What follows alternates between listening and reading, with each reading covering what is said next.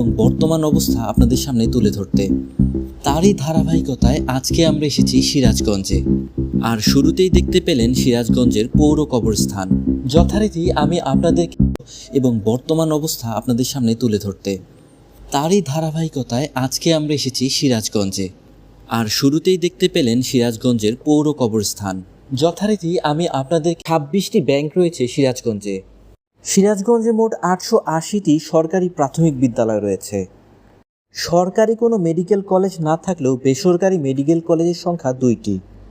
এখানে সরকারি হাসপাতালের সংখ্যা 15টি আর বেসরকারি হাসপাতাল রয়েছে আরও 9টি। সিরাজগঞ্জ এখনও দেশের কৃষিখাতে অন্যতম ভূমিকা পালন করছে। এখানকার মোট কৃষি জমির পরিমাণ 1,95,937 হেক্টর।